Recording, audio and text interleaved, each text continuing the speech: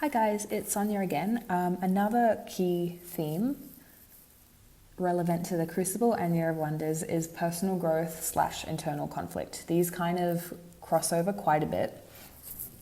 In the Crucible, I think the key player for this is Proctor.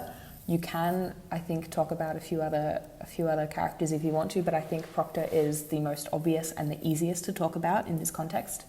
I also think if you don't talk about it, it's kind of leaving out one of the big themes of the text itself and, portrayed through the main character. So this is an example of this.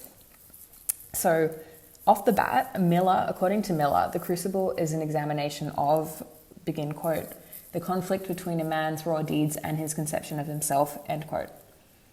So John Proctor is tormented by his pronounced sin of adultery that prevents him kind of from achieving a view of himself that he can accept.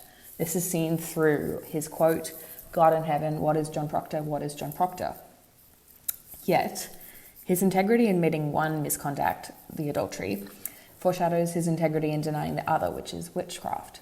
Proctor discovers that while life is precious, it's not more precious than, being true to yourself and upholding principles of liberty and freedom and truth.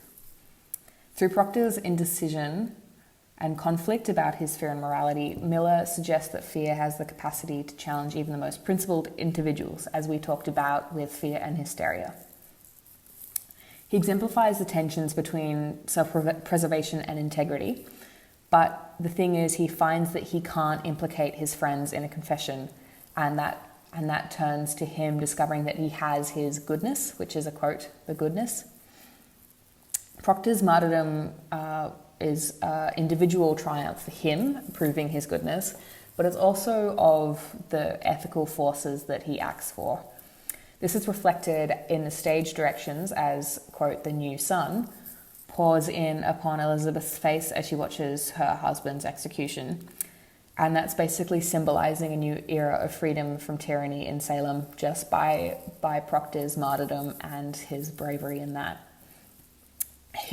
Proctor's refusal to add credence to the court's past or future actions through a false confession determines that, he really is kind of dedicated to the principles that he stands for, and he refuses to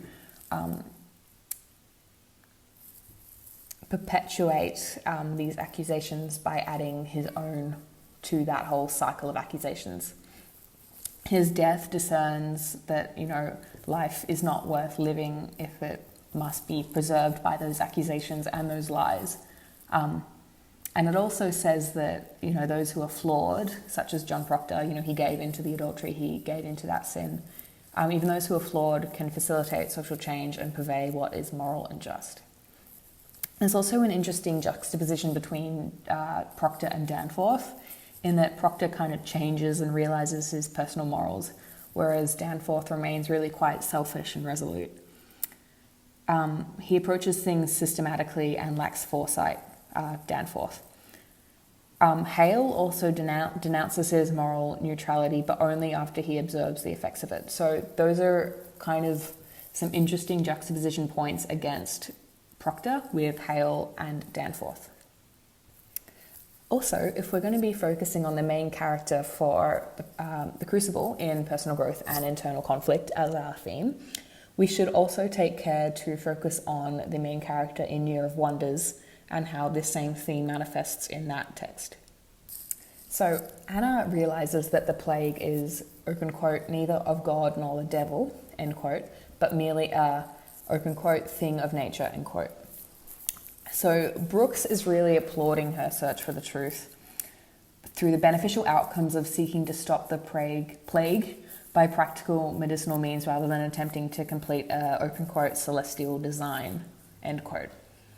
Brooks portrays Anna's transformation through her newfound confidence and her refusal to show deference to Elizabeth Bradford by, open quote, not letting her in with accustomed ceremony, end quote, through which Brooks suggests that Anna's experiences with fear have in fact rendered her tempered, and made strong, by her ordeal.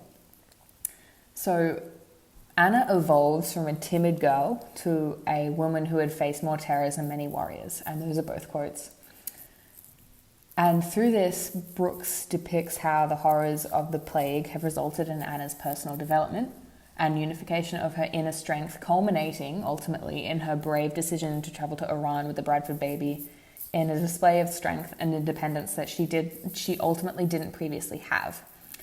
Other important quotes about Anna is that she was not made to be any man's chattel, and so that's really kind of asserting her independent femininity when like the society is quite male dominated. Another point that you could raise is Montpellier's inner crisis, after concluding that he has been untrue in everything, which is a quote.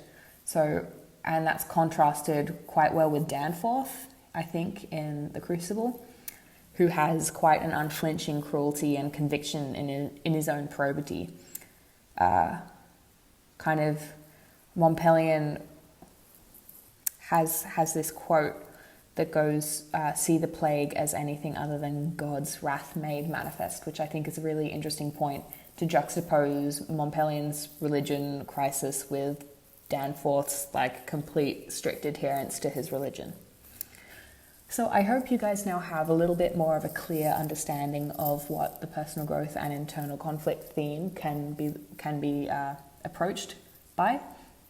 I would definitely focus on Miller's representation of Proctor in The Crucible, but there is definitely room to talk about the difference between Danforth and Proctor, and if you want to take a more subtle and nuanced approach, how Hale denounces his moral neutrality and whether that counts as personal growth and internal conflict, because I definitely think it does, but that is a point for you to argue.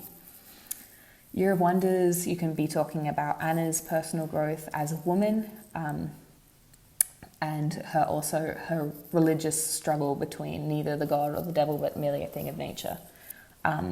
Also, Montpellier's crisis juxtaposed against Danforth's is also a really interesting point to talk about.